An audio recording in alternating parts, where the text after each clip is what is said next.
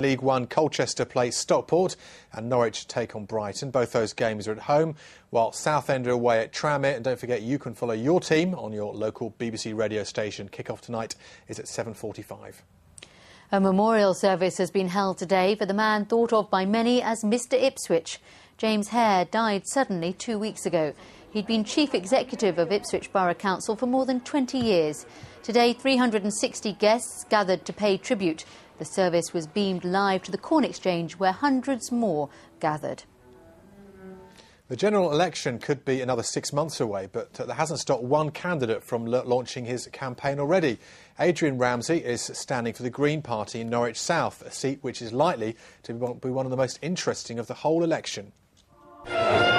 Most politicians wait until they've won before throwing a party, but the Greens are feeling confident. 150 guests, a jazz band and a dragon dance, all in aid of their main hope for the eastern region.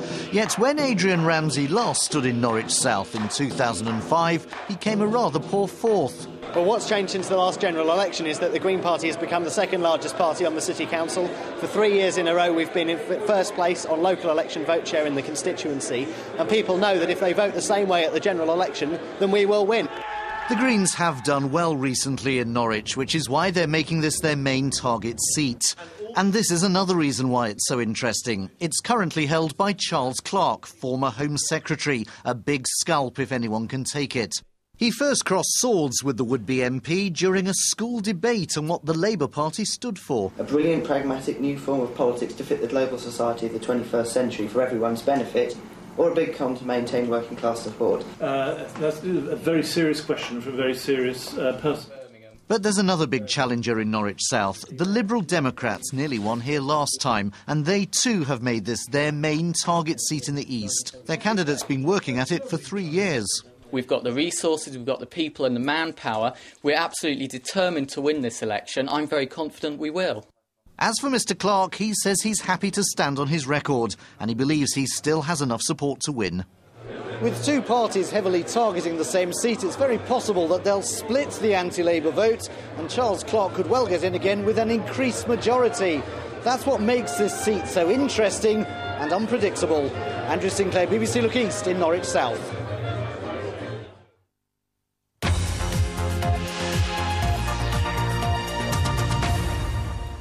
You're watching Look East from the BBC. Coming up, hunting for deer in the dark.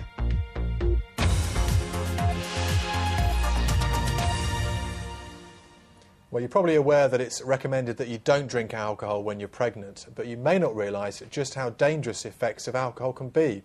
Our sister programme Inside Out reported last night that fetal alcohol spectrum disorder affects up to 1 in 100 children.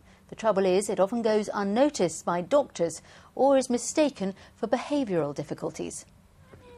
Boisterous behaviour is part of growing up, but Jodie and George were born with a disorder which affects their behaviour and their health, and it could have been prevented. The girl's mum was drinking, she tells us, up to 2 bottles of vodka a night on the worst times. Their father has died now because of the alcohol that he was drinking, so we've got a family that was very, very affected by alcohol. Fetal alcohol spectrum disorder may affect 1 in 100 children, including Ali McCormick's foster family of 3. Bad behaviour's the norm in her household. Hello! Emily! Emily! We're looking at children who have got huge social skill deficits, behaviour difficulties, short-term memory, inability to sit still, lack of understanding of what people say. They're very literal in their understanding, similar to a child on the autistic spectrum. Children with FASD can have distinctive facial features depending on when in pregnancy their mother drank, thin upper lips and flatness under the nose. And there's evidence that binge drinking is especially dangerous, more of an issue with younger mums. What I heard about it was on the news. That's right. We never heard nothing in hospital. Nothing at all. I was told for whole pregnancy to stop smoking and the effects that would have, but I was never told about drinking. There's no cure for FASD and often children are misdiagnosed. Many end up in care. Jodie and George still have contact with their mother. They're the lucky ones. And Jana Gadgill, BBC Look East. Earlier, I spoke to Kevin Williams from the Adolescent and Children's Trust. He told me there should be a campaign to make people aware of the dangers of drinking alcohol in pregnancy and the effects it may have on the child. We think that there could be similar issues in terms of society's values and expectation on drinking as there was for drink driving, whereas 20 years ago it may have been more acceptable for people to drink and drive. It's completely unacceptable today, and we think a public awareness campaign of drinking during pregnancy should be led and lead to a similar social taboo.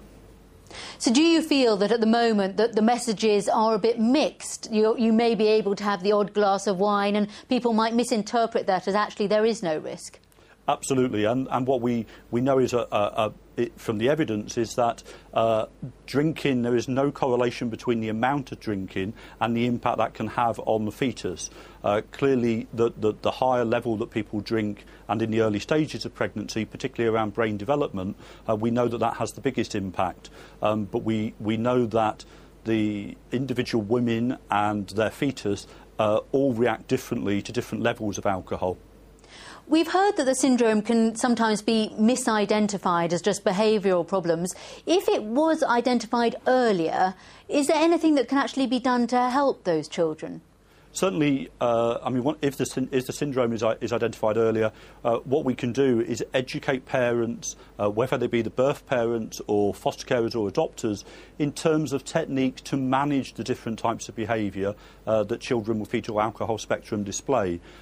Behaviours around impulsivity, a lack of awareness of consequences, children with general behavioural difficulties and developmental delay, often children who are misdiagnosed with ADHD or on the autistic spectrum, but require sympathetic and specialist handling.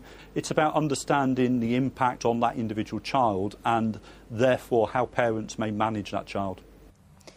Kevin Williams speaking to me earlier, and Inside Out will be back next Monday at 7:30 p.m. Now, the word social enterprise may not mean anything to you, but if I talk about The Big Issue or Jamie Oliver's Restaurant 15, that may give you more of an idea. It's all about what a company's goal is or where its profit is spent. Today, the founder of The Big Issue, John Bird, went along to a school in Cambridgeshire to help to inspire the next generation. This report from Mike Cartwright. Hi, I'm Maya and I want to be an interior designer and actor when I'm older. Youngsters here have an idea about their futures. My name's Bethan and I want to own a cake shop on a houseboat when I'm older. But do they have ideas how they may affect others or the environment? My name's Guy and when I'm older I'd like to run my own business. To give them a clearer picture of that, today this man, John Bird, co-founder of The Big Issue, paid their school a visit. My motivation is driven by the fact that when I was at school there was no attempt to build on the enterprising side of John Bird, and if only there had been, then I probably wouldn't have spent my life as a rough sleeper, as a derelict, as a person in the prison system, as a pain in the rear to society, as a person who was antisocial and criminal. The idea is to encourage enterprise that makes a profit whilst helping others. Kickstart at Dereham in Norfolk is one of around 62,000 social enterprises across the UK. The scheme we operate, the idea is that they actually end up owning their own bike, so they become self-sustaining. In the last 12 months, we helped in excess of 500 people into employment or to maintain their employment with the use of a moped. And this year we're looking to help hopefully similar numbers. Of course, The Big Issue is one of the best well-known projects.